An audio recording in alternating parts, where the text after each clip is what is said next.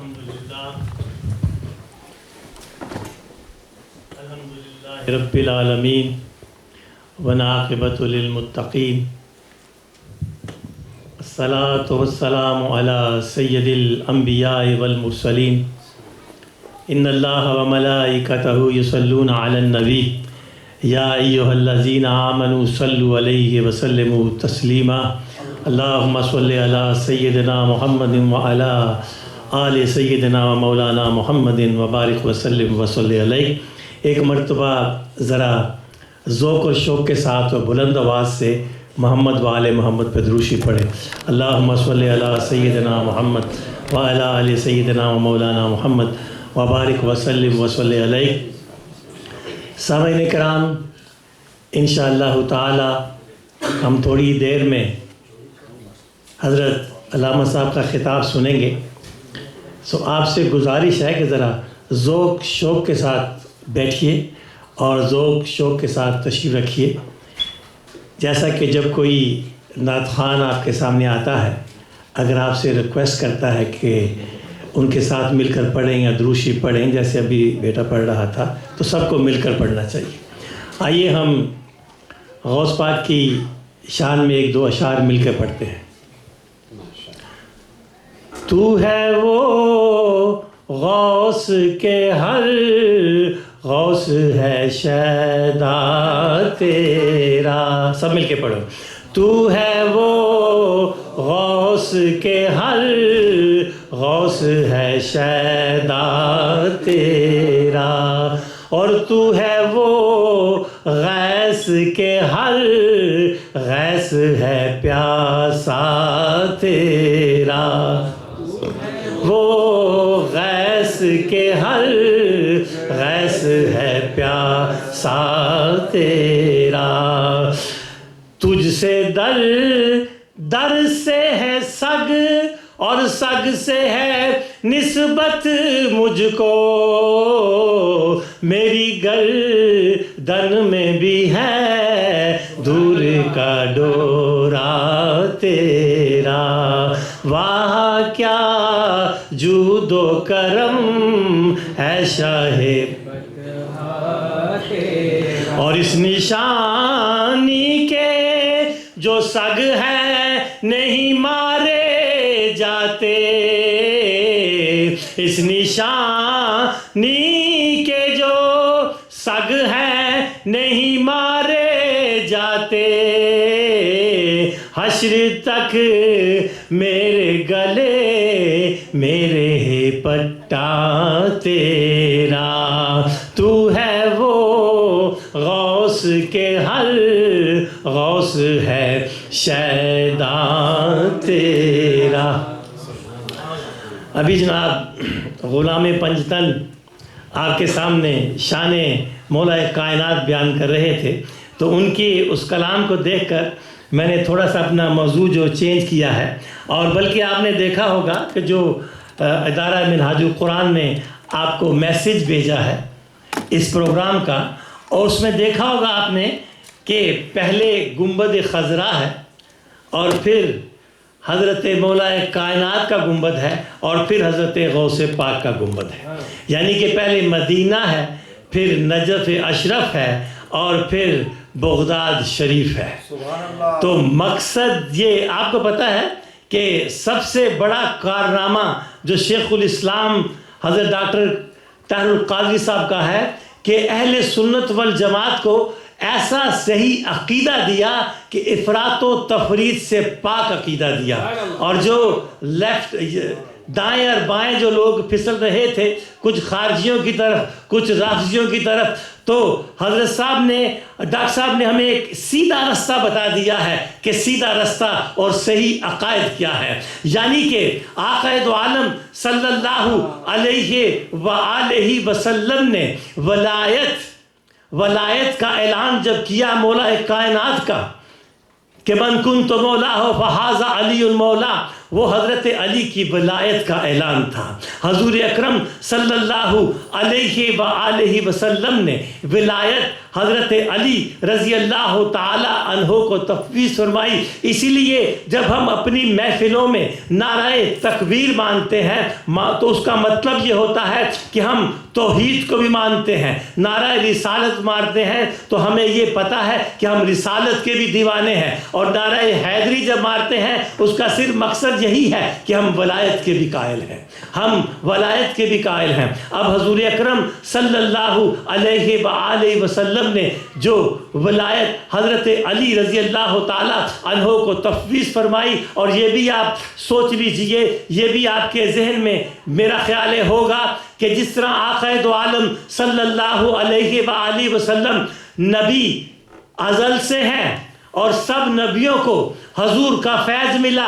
اور سب سے آخر میں حضور آئے، اسی طرح مولا کائنات حضرت علی کی ولایت جو ہے وہ ایسی ہے کہ جتنے بھی ولی کائنات میں پیدا ہوئے حضرت آدم علیہ السلام سے لے کر قیامت تک سوائے حضرت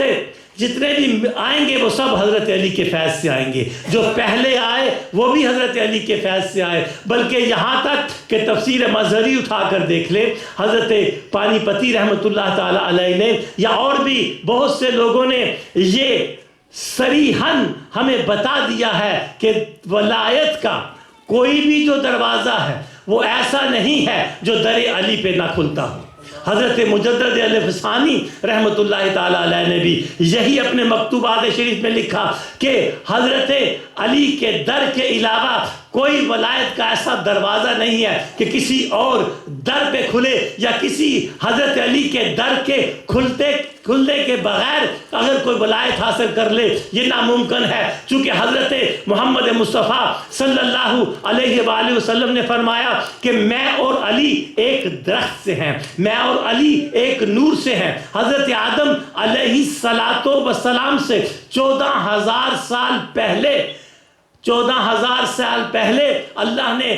میرے اور علی کے نور کو پیدا فرمایا۔ تو اس لحاظ سے ہمارا یہ عقیدہ ہے، ہم نہ ہی تو افراط کرتے ہیں نہ ہی تو تفریط کرتے ہیں،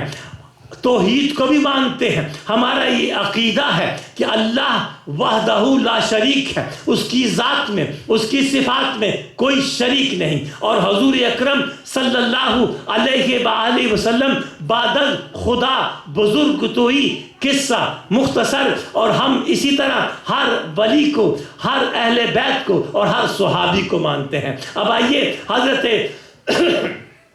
شیخ عبد القادر جیلانی رحمت اللہ تعالی علیہ کی طرف آتے ہیں۔ میں مختصر سی بات کروں گا چونکہ ہم چاہتے ہیں کہ زیادہ سے زیادہ تفسیر کے ساتھ آج غوث پاک کے حالات سنیں، قبلہ کی زبانی۔ میں صرف اتنا عرض کروں گا، آپ سب کو پتا ہے کہ حضرت غوث پاک پیدائشی ولی تھے، کہ بہت سے ولی ایسے ہوتے ہیں جو اپنی مشاہدات سے ولی بنتے ہیں، اور بہت سے ولی ایسے ہیں جن کو اللہ تعالیٰ چن لیتا ہے، جن کو اللہ تعالیٰ مجتبی ہیں، جو مرتضیٰ ہیں، جو اللہ تعالیٰ سلیکٹ کر لیتا ہے، وہ پیدائشی ہی ولی ہوتے ہیں۔ اس کی ایک مثال تو آپ سنتے ہیں کہ آپ روزے رکھتے تھے پیدا ہوتے ہی، اور جب آپ کی طالب علمی کا زمانہ تھا آپ کے ساتھ پڑھنے والے بھی بہت اللہ کے نیک بندے تھے، اور بہت عالم تھے، اور بہت بزرگ شخصیات تھی۔ آپ کے ساتھ دو اور اللہ کے پیارے دوست یا اللہ کے چاہنے والے آپ کے ساتھ گئے، اور آپ بھی اس مجلس میں ہیں۔ انہوں نے پروگرام بنایا کہ یہاں ایک بہت بڑے اللہ کے ولی رہتے ہیں، بہت بڑے بزرگ ہیں، بہت بڑے اللہ کی معرفت والے ہیں، ان کے پاس چلتے ہیں۔ تو ایک شخص نے کہا کہ میرے ذہن میں کچھ سوال ہیں، میں ان سے جا کر سوال پوچھوں گا۔ ایک دوسرا شخص جو حضرت کے ساتھ تھا، ان کا نام عبداللہ تھا، انہوں نے کہا کہ میں سوال تو پوچھوں گا لیکن انتظار کروں گا۔ تو حضرت غوث پاک نے کہا کہ جب اللہ کے ولی کے دربار میں جا رہے ہو تو پھر سوال کیا پوچھنے، پھر سوالوں کا انتظار کیا کرنا، ان کے پاس جا کر ہم کوئی معرفت کی باتیں سیکھیں، ان سے ہم کچھ علم و دانش کی باتیں سیکھیں۔ تو جب وہاں پہنچے تو اس اللہ کے ولی نے، اس شخص نے جس نے کہا تھا کہ میں سوال کروں گا، انہوں نے کہا تیرے ذہن میں یہ سوال تھے، اس کا یہ جواب ہے۔ جتنے بھی اس کے ذہن میں سوال تھے کہ سارے کے سارے سوالوں کا جواب انہوں نے دے دیا، اور حضرت عبداللہ کو کہا کہ تمہارے ذہن میں جو سوال ہیں، تم نے جو سوال کرنے تھے وہ بھی میں تمہیں سوال بتا دیتا ہوں، جواب بتا دیتا ہوں، لیکن تم دنیا میں اس طرح دھس جاؤ گے کہ تمہارے ایمان کو خطرہ ہو جائے گا۔ اور پہلے والے کو کہا کہ تم کافر ہو کر مرو گے، اور حضرت عبد القادر جیلانی رحمت اللہ تعالی علیہ کو کہا کہ یہ جو بچہ ہے، یہ جو نوجوان ہے، ایک وقت ایسا آئے گا کہ یہ ممبر پہ بیٹھا ہوگا اور ممبر پہ بیٹھے بیٹھے کہے گا کہ میرا قدم سارے ولیوں پہ ہے، ساری کائنات میں سارے ولی اپنے سروں کو جھکا دیں گے، اس کا یہ مقام ہوگا۔ تو حضرت غوث پاک رضی اللہ تعالیٰ عنہ پیدائشی ولی تھے۔ آقا دو عالم صلی اللہ علیہ وآلہ وسلم کے